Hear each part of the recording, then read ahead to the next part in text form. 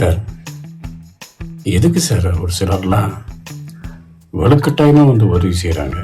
அந்த உதவி பார்த்தா ரொம்ப வைலண்ட்டாக இருக்கிற மாதிரி இருக்குது சார். அது கண்டிப்பாக அவங்களோட உதவி நம்ம வாங்கியே ஆகணும் அப்படிங்கிற மாதிரி இருக்குது. என்ன சார் எனக்கு அது சம்மந்தமாக எனக்கு புரிய மாட்டேங்குது என்னான்ட்டு. ரொம்ப பாதிக்கப்பட்டிருக்கான் போல இருக்கு உதவியினால்.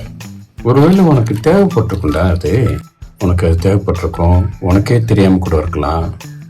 அந்த உதவி அவங்க செஞ்ச பிறகு அதனால் உனக்கு ஒரு சௌகரியம் கிடைக்கலாம், ஒரு முன்னேற்றம் கிடைக்கலாம். அவங்க உன்னுடைய ஒரு தேவையை கருதி அவங்க முன் வந்து செய்கிறாங்க அப்படின்னா அது அவங்களுடைய நல்ல மனசாக கூட இருக்கலாம் இல்லையா?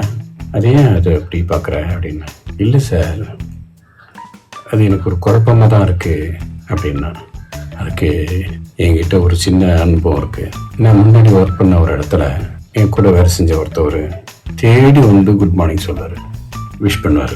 அது ஒரு நாகரிகம் தானே. காலையில் முதன் முறையாக ஒருத்தர் பார்க்குறோம் அப்படின்னா குட் மார்னிங் சொல்கிறதோ வணக்கம் சொல்கிறதோ இதெல்லாம் ஒரு இயல்பான ஒரு கிரீட்டிங்ஸ்.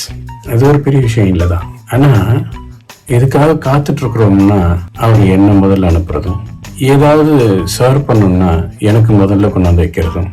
ஃபார் எக்ஸாம்பிள், காலைல யாருமே படிச்சிருக்க மாட்டாங்க நியூஸ் பேப்பரு, வந்ததுமே கொண்டு வந்து என்கிட்ட கொடுப்பாரு. இந்த மாதிரி நிறைய விஷயங்களில் என்னை முன்னிறுத்தி எனக்காக அவர் செய்கிற மாதிரி நிறைய விஷயங்களை நான் பார்த்துருக்கேன். ஒருவேளை அவருக்கு அதில் ஒரு திருப்தி இருக்கலாம், எனக்கு தேவைப்படும்னு அவர் நினச்சிருக்கலாம். அதனால எனக்கு ஏதோ ஒரு பலன் கிடைக்கும் அப்படிங்கிற மாதிரி அவருக்கு ஒரு நல்ல மனசு இருந்திருக்கலாம். அதை தாண்டி எனக்கு எந்த ஒரு சிந்தனையும் கிடையாது. அவர் மற்றவங்க உங்களை இப்படி பேசுகிறாங்க சார், உங்களுக்கு எதிராக இதெல்லாம் செய்கிறாங்க சார் அப்படின்னு சொல்லும்போது கொஞ்சம் உஷாராகணும். இதே கொஞ்சம் டெவலப் ஆகி இப்படிலாம் நினைக்கிறாங்க அப்படிங்கிறது கூட சொல்லுவார். அப்போ கொஞ்சம் கவனமாக இருக்க ஆரம்பித்தேன் நான். ஏன்னா அங்கே எனக்கு எதிராக நடந்த பல்வேறு விஷயங்களில் அவர் தான் காரணமாக இருந்திருக்கார், மூலமாகவும் தூண்டுதலாகவும் இருந்திருக்கார். சரி, இவர் எனக்கு மட்டும்தான் அப்படி இருக்காரா அப்படின்னு பார்த்தா இல்லை, எல்லாருக்கும் அப்படி தான் செய்வார். அது அவருடைய இயல்பு.